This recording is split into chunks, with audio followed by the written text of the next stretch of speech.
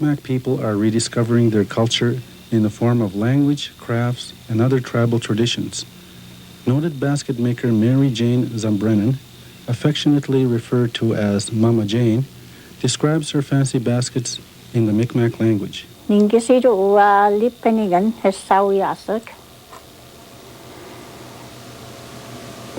the colors I got to say it in English. See, there's no such word in Indian.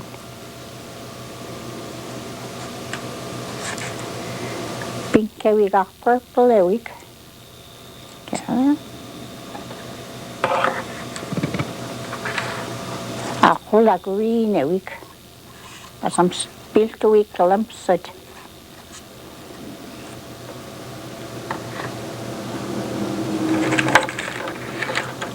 Hula miski going now up back. Said which gigam jis me was pultijik. Nabasak. That's all. Mama Jane learned how to make baskets from her aunt when she was 16 years old. For many Micmacs, it's been a tradition passed down for generation to generation.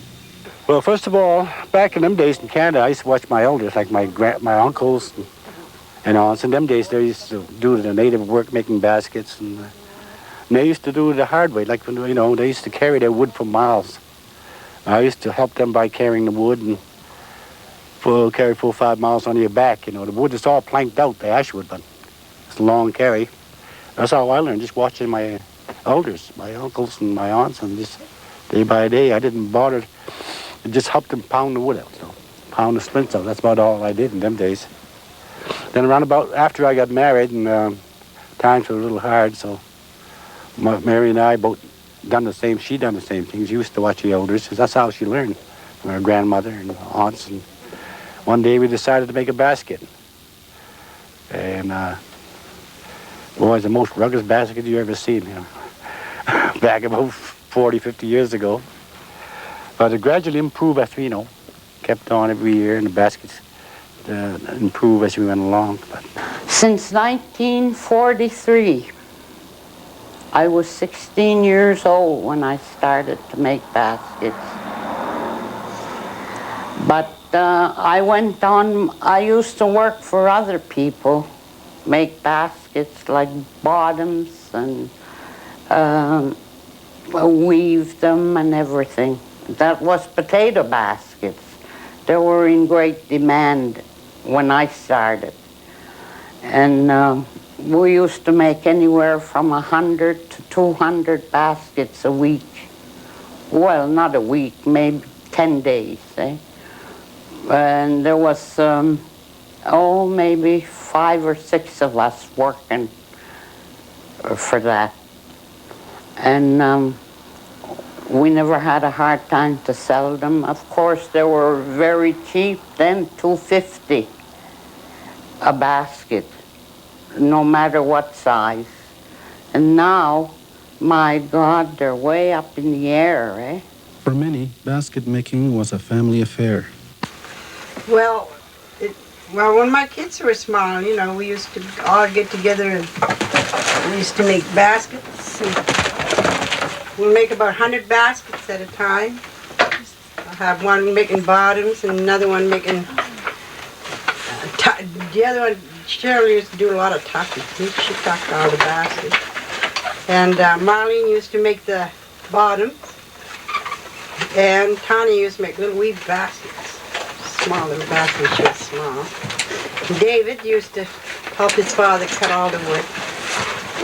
Used to help him pound, which he didn't like very much. At times, so it was all his job. And I built him up, and David nailed him. He loved nailing. And Don got the woods in the woods. Back in 1993, 91, we had a meeting and we realized that the brown ash was starting to have dieback off on the top of the trees. You could see no leaves up there, and a lot of dead wood. And then we had a couple meetings on that. And then we started taking a look at the basket makers. And there were less than 50 basket makers in the 4 tribes. And they were all older than 55 years old. So it was just a matter of a decade or two, that we wouldn't have had no basket makers. So the Maine Indian Basket Alliance was created, and we started doing workshops in all of the communities. There's 5 communities, and we'd do workshops at least once every year in each community. Today it's probably 150, 200 people that knows how to make baskets. There ain't that many that's active. My mother, the boys would work out on the farms, and if they weren't working on the farm, then they helped with the baskets. And even if they were working on the farm, they would help with the baskets at night. And plenty of times I seen Mother take 10 or 12 dozen baskets to Holton, on a Saturday afternoon or so. And I seen her call 3 taxis, 2 taxis to haul the baskets and 1 taxi to haul her and the boys, for going town. Because at the time, I remember my brothers working for $7 a day, and they put in an 8 or 9 hour day for $7. And so if they worked all week, they'd make $42. And Mother, if she made 10 dozen baskets, she'd make $60. So back then it was, she'd be making these large potato baskets, for 50 cents a piece. I make a medium one today for $150. I'm not giving them away. They're coming too hard, especially now that the ash is getting scarce. Other trees don't break apart when you pound them. Something about the brown ash that when you're pounding it, it breaks the grains between the year's growth. And what causes that is when you rub your hand up and down the bark, it's flaky, and this year's sapwood is next year's splint. So, and I believe that some of that flaky stuff from the bark gets onto that sapwood when it transforms to the splint. And by pounding that, and that's what breaks separates the splint, that little bit of grain. Because you can see that if your tree is dry, you're working with old wood, and you pound it, you can see that dust flying. And if it's quite green, then you can feel the water splashing up on your face. Something about the tree that allows it to separate like that by pounding it. But you got to pound it over 3 times, and that's not easy, especially if you pound them by hand. What are kind of the steps to make a basket? Well, it's plenty of steps. I might spend a day, 2 days out in the woods looking for brown ash, and then I have to hire somebody to help me, cut it and drag it out.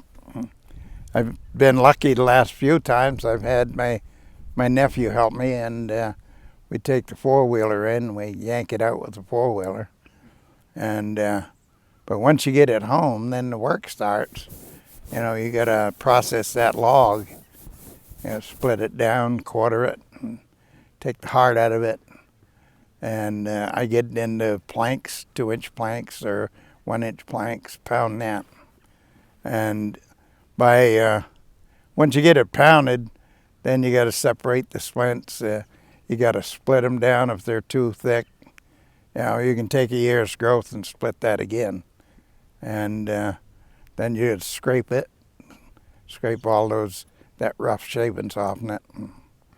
And then it's time to make a basket, and that's one part, And there's different ways to lay in your splints, whether you want a round bottom, square bottom, whether it's rectangular or square.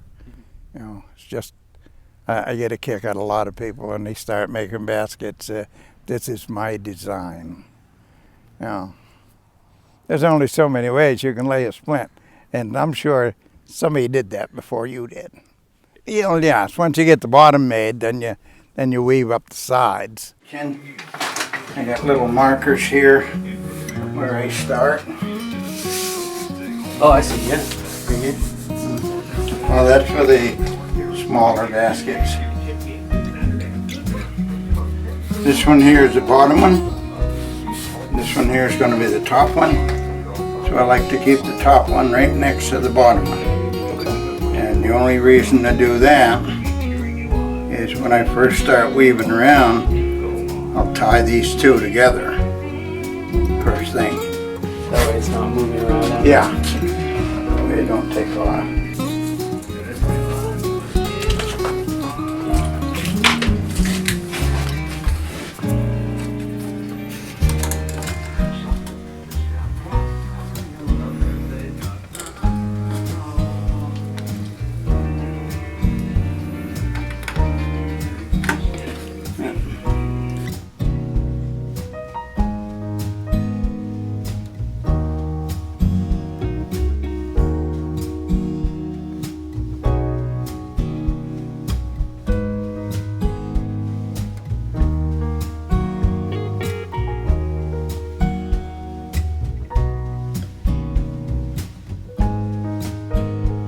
Mother always tied this out through again, but I don't. I figure once it's there and dried out, that's not moving. And this one here, we do a spiral.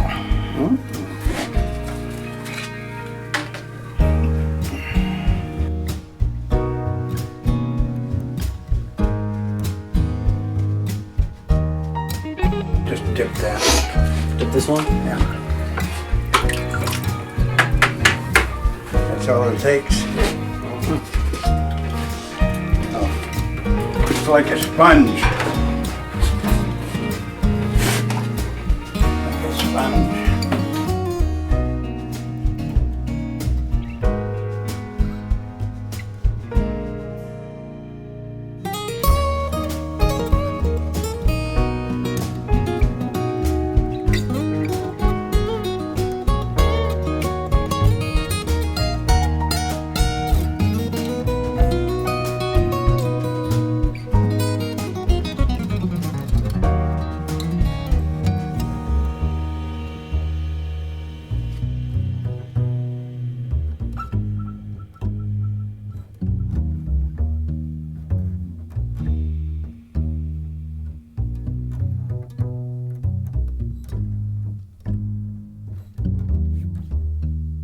Comes in and he's talking to the foreman and he wants a job. And the guy says, I can't hire you, I don't have any baskets. So anyways, in my little 8 or 10-year-old mind, if you don't have a basket, you don't have to work. So the potato truck was coming up through and I took my basket and threw it under the wheel. Would have been good if Mother didn't see me do it.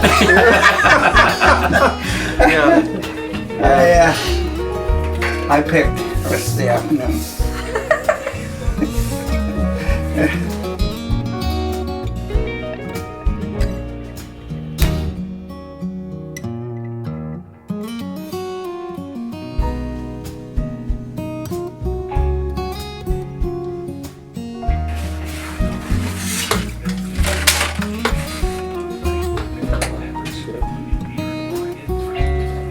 You can really see the difference in the all color. around the edge.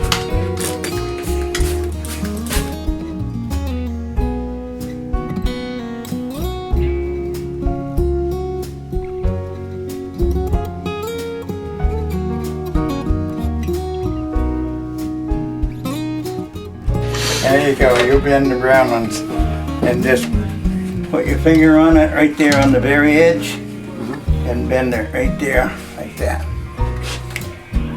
Stop in, work on this side and bend it toward you. Maybe Emily I can do that. Emily, over here. Take these three.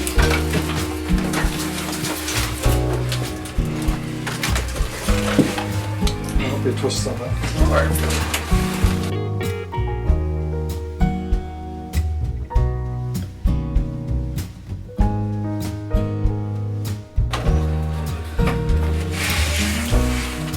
Give Tyler two right now, two dark ones. Oh, it is? Tyler The gets... underneath, one side, yeah, you're right, one side is dark. Okay, there's some more dark ones then. This could be dark though.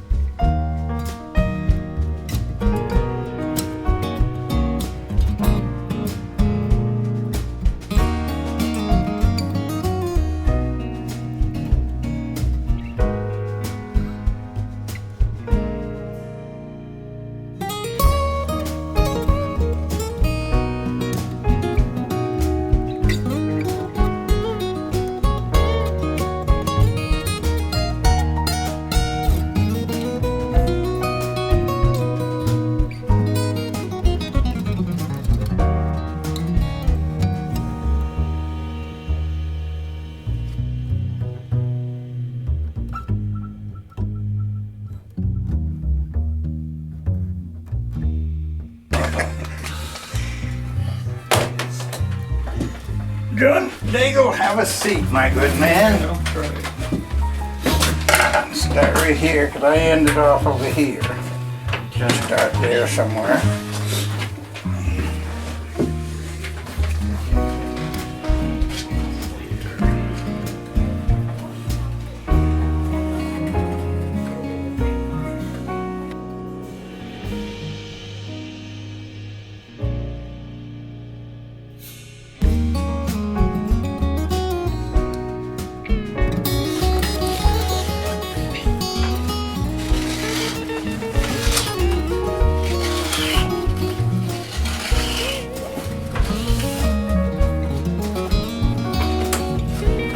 You can see where it's fairly therapeutic, Richard, as you said. You know, Yeah. when you're, especially the cultural part of it, the brown ash. Yeah.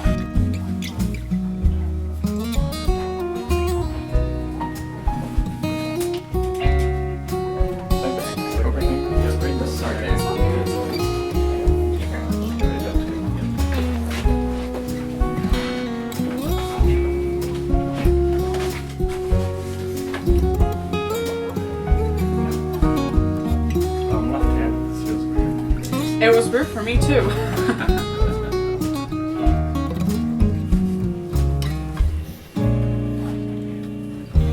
Think about that.